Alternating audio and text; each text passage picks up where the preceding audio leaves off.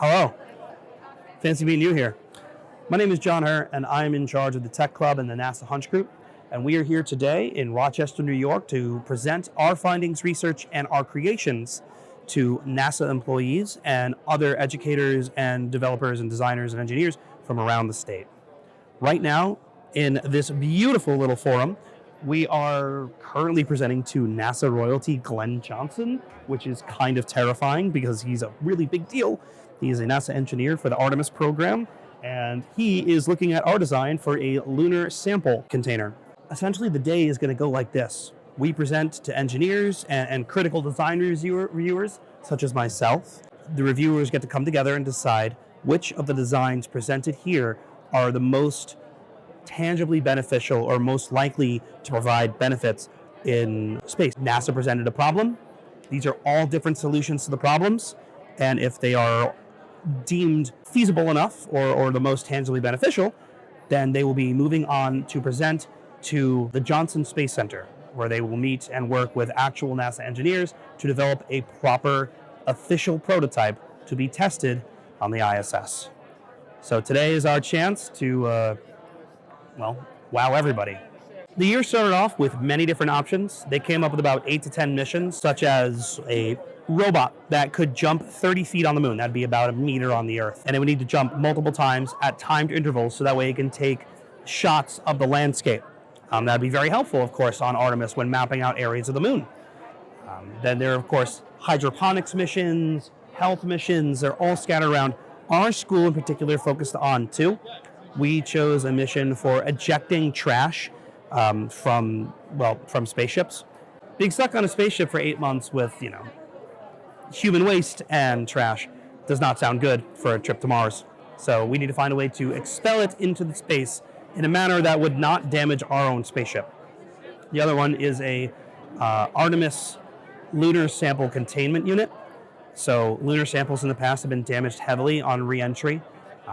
The Apollo mission ones have not worked whatsoever. So this is an opportunity for us to present something new. And I'm sure my students will have much to say about their designs. I'm Sai Patel. And I'm Jacob Monis, and this is our Artemis lunar sample container. Our basic design of the container is that a moon rock will be placed inside a bag, which this bag will then be placed inside of our lunar sample container with the lid on top, held together by basically suitcase latches. Our bag is made out of a really durable material called Armaflex 301. So Armorflex 301 was a material produced by NASA. It's been used since 2015 on the ISS for various laboratory uses. It's also very physically resistant to foreign debris and any sort of chemical reactions. During liftoff or re-entry into the atmosphere, we're afraid that the violent shaking of the entire ship might cause the sample to fracture or split or whatever. So we've added a foam inside the box itself.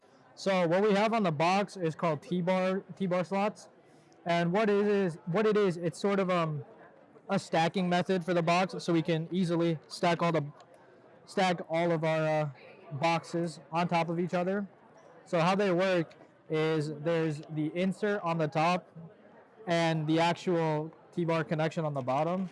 I'll flip it on.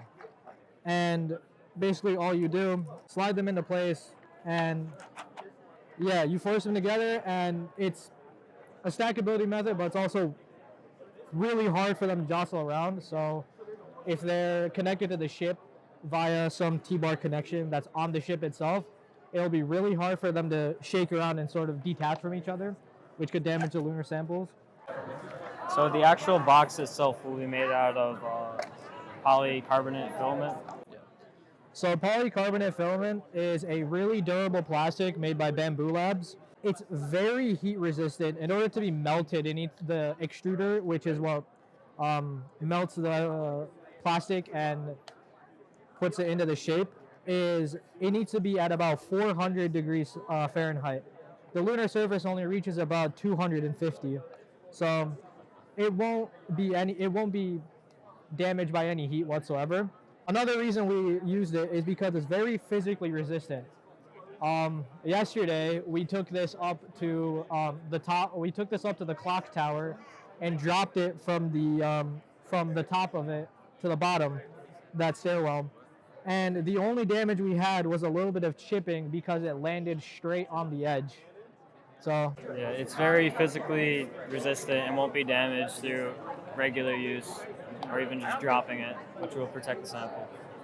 And that's our design. My name is Thomas Barnes. I'm Alex Sheets. This is our Mars trash ejector project. So our basic idea is to have a hatch right here where we insert the trash. And then we pull this handle back and it clicks into place like a pen does. And then we would put the trash in and let go and it would shoot out. So the key idea here basically is there's waste on a spaceship or a satellite or something like that. They're trying to find a proper way to dispose of that waste in space or to burn up, whether that's throwing it into the sun or burning up in Mars's atmosphere. So the idea here is basically using a similar mechanism to that of a ballpoint pen. You have the clicky device that you use to click a pen. It rotates kind of inside of the actual container to then retract out and then rotate again and retract back in. The main idea is to basically throw the trash out of the rear hatch, which is here. Although there isn't one on this model, you'd have a side door hatch that you'd open, put the trash in, and then there's a spring on the bottom of the platform that you pull, and it locks into place. And then when you pull again, it rotates and pushes the canister out of the rear hatch. It's been very rewarding. It's a lot of fun to show our hard work off to all these industry people and NASA engineers. It's very rewarding, I would say. And absolutely the process too has also been pretty rewarding along the way. Just in the same way when you finally find the final puzzle piece that puts it all together, being able to, finally understand the way to fix the problem, or, having an idea, or that light bulb turning on, it feels good, there's a lot, we had a lot of trial and error during the process, and it worked out, and it's absolutely rewarding. Yeah. I'm Felix Gingrich. I'm a senior this year. It's so weird to finally be at RIT. I wanted to go to the school for a tour for a while, but doing it with NASA is it's so exciting to see real people who work at the place that I've wanted to work at, or work with since I was little.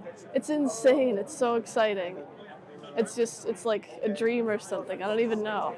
My name is Andre Myers, and I'm a senior at Cortland High School. It honestly felt really good to show off our designs. They took a pretty long time to design, I mean, I think it's a really nice campus, and I was honestly excited for the tour because I have been thinking about going to RIT. So my name is Dominic Brown. It definitely feels good. It kind of does feel a little bit diminishing when the NASA people give good innovations that kind of seem a little bit obvious. But overall, it was a pretty good learning experience. I think my favorite part is their co-op program, where you are able to have an internship for a big company and have a built-up resume by the time you graduate, and that makes it easier for you to be accepted into future jobs.